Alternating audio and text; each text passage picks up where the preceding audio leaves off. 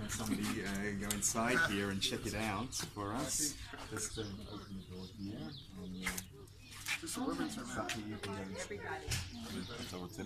Yeah, of course I will. I want to go in. And then you can do it outside. You can look what's at it. Special? What's different about this toilet? Pretty. Yes, it's pretty. Artistic. Wow, it's pretty. It is artistic. Yeah. What do you notice? What doesn't it have? This doesn't have Told you they're gonna love it. Yeah, pleasure. Look at that. Look at that. What's? Come on, come in. It has toilet paper. All right, but why did they have that? Look at beneath it. There's no toilet seat, or no? There's a just goes into the earth, right? Yes. It just goes. It doesn't have a flushing. I'll explain. Right. No. So this is what we call a composting toilet. I'll explain exactly how it works in a minute, but basically there's instructions here first of all. You use the toilet as usual, but instead of flushing the toilet, there's no water here. It's a waterless toilet. We add in this dry material. Oh. Okay, it's chopped straw. Okay? Chopped straw. Now, why do we add chopped straw? We'll explain the composting process around the other side. Okay, we have a little... But to see everyone in the toilet all together, there's something new. Yeah, you keep saying that we have to stop, so... You can use it until it will explain you. In the Bronx Zoo, they actually have composting toilets. They have a great system there. We've seen a video of their system. It's fantastic. Yeah. We show it to our students here. And how's the Bronx Zoo come up with that?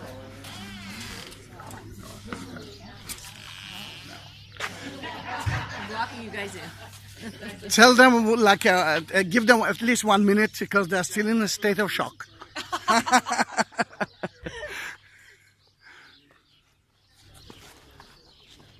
It's nice too because that straw, does it keep the odor down? Right, well, we'll talk about that. Yeah, I was going to show it to you right now. I'm a recycling maniac, so this is... All right. In that case, first of all, I'm happy. I'm happy to hear it. Family, go out of the restrooms if you don't need it.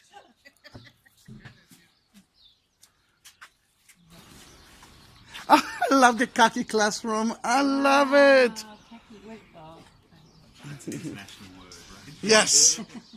Oh, no, then we will now, see it. Now, I just want to make the point that if there is any kind of, if you notice a little bit of a smell here, it's not because of the toilets. We have a water issue here, which just demonstrates why sometimes not having a water system is much better than having a water system in this particular case. But first of all, I wanted to look at this picture here. Now, when we started on this process of trying to create a more sustainable basis for the community, one of the important things that we realized is that we need to learn from nature. Nature is in fact our best teacher. It's something that we say in permaculture. Permaculture is something that we teach here in our course. It's a way of designing sustainable systems. And the basis of permaculture is understanding how nature creates sustainable systems and then applying those principles to our own human systems. And one of the most important things that we can see in nature is there's no waste in nature, right? Waste is a human invention, and it's something that we've done particularly well over the last couple of 100 years. It's something that doesn't happen in nature. Everything that falls down on the ground, all the leaves from the trees, all the waste from the animals, the dead animals, all of that breaks down and turns into soil which feeds the plants. So it's a continually recycling system. Nutrients go back into the system. This is what creates the soil over a period of tens, hundreds of years in a forest. Now, does anybody compost this thing? Yeah. Mm-hmm. Very good. Very good. One of the first things that we started to do here on Lothan was to say at one point in the mid-90s, here's our dining room. We're producing meals for maybe up to 200 people a day, 3 meals a day. All of these food scraps, we're not going to throw them out any longer. because when we throw out our food scraps, we're breaking that cycle. Throwing food scraps into the garbage is problematic from several points of view. First of all, just the amount. We want to try and reduce the amount that we're throwing out to landfill, because our landfills are filling up. There's big pressure on the landfills, so we want to reduce that. If we take, but just by taking out the organic material, we're already reducing our garbage by about a third. The second major problem with throwing out food scraps into the garbage is that when they get to the landfill, they start to decompose in a way which is not beneficial. It releases methane gas into the atmosphere, and methane gas is a greenhouse gas which contributes to climate change. And the final problematic part of it is that, again, we're breaking this cycle. We're just taking from the earth and not putting anything back in. So gradually we're eroding, we're degrading the soil, we're having to use chemical fertilizers in order to produce the food that we use, instead of recycling our nutrients back into the soil, which is a very easy thing to do with compost. So what did we do? We started collecting our food scraps from the dining room. We started collecting also the green material from the garden. We need this is a source of nitrogen. We call this the moist material. It's a source of nitrogen.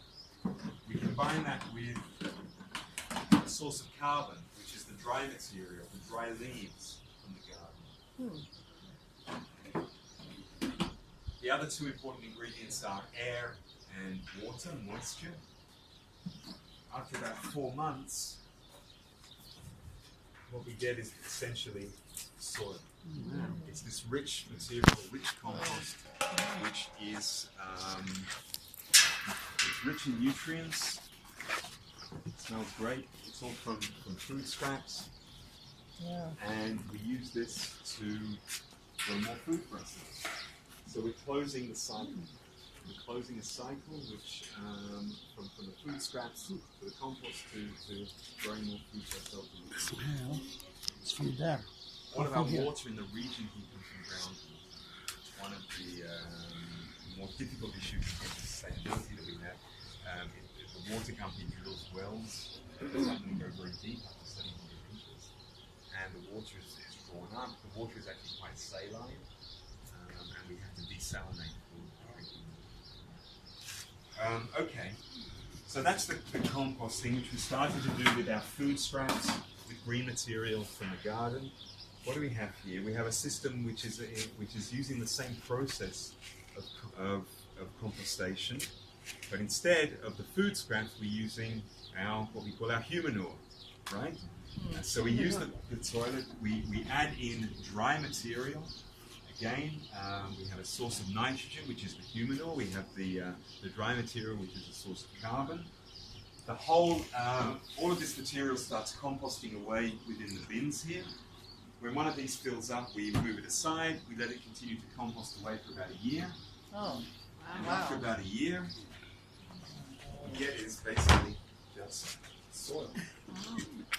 So boring, So just this soil, is huh? dry material went wet and human manure. Kaki! Wow. And This is what we get. It's just basically soil. Now, because this is a public facility, we don't put this on our gardens to grow food with it. We don't want people to be worried about what they're eating in the tea house, etc. Although in theory you probably could do it if you were doing it at home. However, what we do is enrich the soil around the trees, and it's completely fine. And so essentially what's happening here is it's a pasteurization process, because the composting process produces a lot of heat. The heat basically kills off any pathogens that are in the human body, and what we're left with is completely clean and with no remnants of what the body does before. do you have it in each apartment or only here? We have, the houses that we have here on Lothan were built Before? 30 years ago, 35 years ago, before we started any of this process. Today, what we do have is we have a campus for our students that have a same system, and we're starting to think about how we might plan ecological neighborhoods. There may be some people that want that. They may start thinking about putting in a composting toilet. We'll see what happens. Did you have a desalination plant? we have a small desalination plant, which is